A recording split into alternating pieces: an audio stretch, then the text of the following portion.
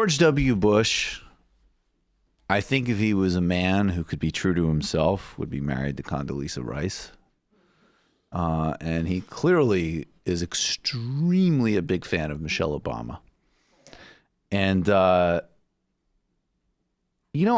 try to actually give, I do think that there are ways in which, because I agree with Zizek about manners in a certain way. So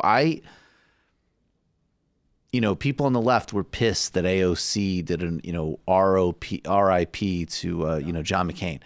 I'm sorry, she's a congressperson. She's going to do that. Well, she hasn't done it since then. But in the main, there is going to be... McCain did only die once. Yeah, I was going to say. She hasn't done it for any other ghoul. I'm just saying. I feel like she may have learned from that experience. We'll wait on the Kissinger drop. That would actually be... She better not. That would be a line to not cross. But the point I'm making is that in general, if you are holding political office, you're going to shake hands with these people. You're going to, it doesn't need to be as effusive as maybe her tweet was about McCain, but you are going to say rest in peace, condolences to the family, because that's what normal people like. Joe Budden gave condolences to the McCain family on his podcast. It's not even about politics. Normal people see things like that and they go, right, you're a polite, decent person. And the left should own that lane. It's actually strategic. So, and I made this point with Ellen. Ellen's whole thing about we need to figure out how to find a common humanity is true in a deep sense. But Ellen wasn't finding a common humanity with George W. Bush.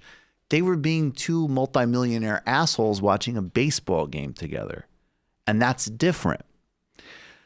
And I just think that this Michelle Obama line is really revealing, and I want it to be in the deep sense. I don't want it to be like, Obama's there at a funeral of George Bush. Fuck them. Not all that. Well, as long as we're being strategic, I don't think it's a good look, as they say, for the left to be caught just fighting with the Obamas. Because as much as we want to criticize Obama's legacy as president, I think he is so popular that you might as well fight different battles. Well, and you need to strategically choose your intervention. So when Obama actually does say, I will fight against Bernie Sanders being nominee, you need to prepare yourself for an actual political battle. Not nitpick over every this or that thing that the Obamas say. But this is interesting because this isn't, so I would normally ignore this clip, but this isn't Michelle Obama saying, I have a good relationship with George W. Bush and yada, yada, yada. That stuff is ignorable in the main, but this is something deeper that I think does actually need to be dealt with.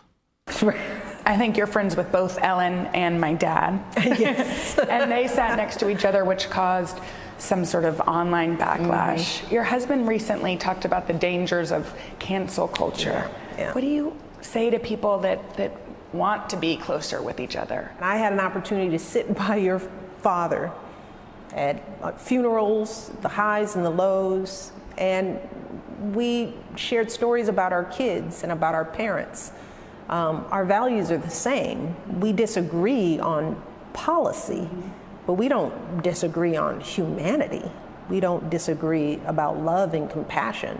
So this is what's really tricky is the reason I didn't get into it is I thought a lot of what Obama's cancel culture thing, he made some totally valid and correct points. Yeah, but he wasn't talking about canceling people for war crimes, right? No, well, right. And this is the bigger point here is that I totally agree with. There is a version of this ethos that you can hear when you talk to people who I have a friend who works in post-conflict zones.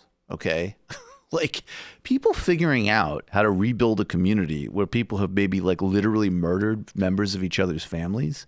And you need to, as a practical matter, put that aside and move forward. And I do think. You mean sell out? Yeah. Be fucking sellouts.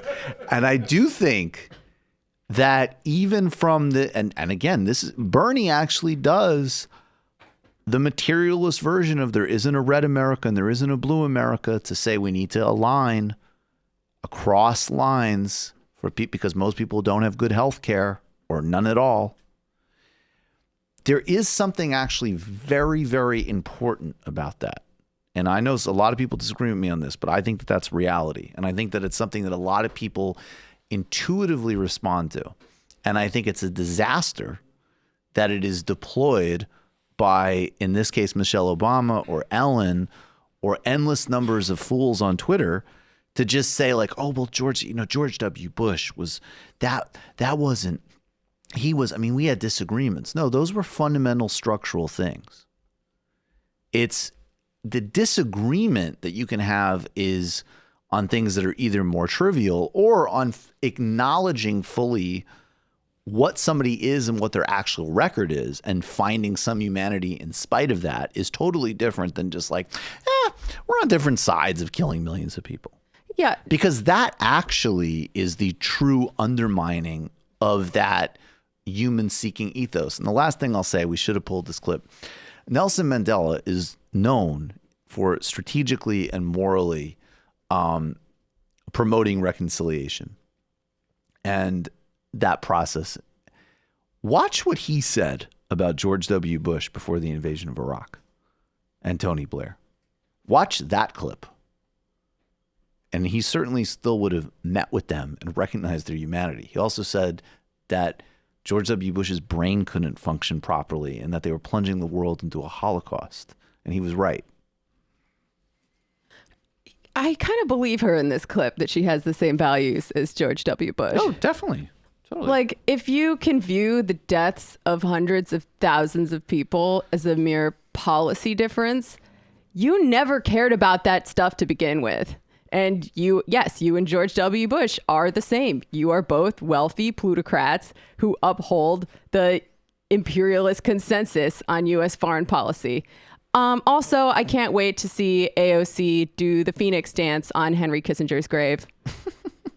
You can't just, and you can always see this with people who object. You know, there really are people who object to Trump primarily on aesthetic grounds, which is like the only part of Trump that's charming.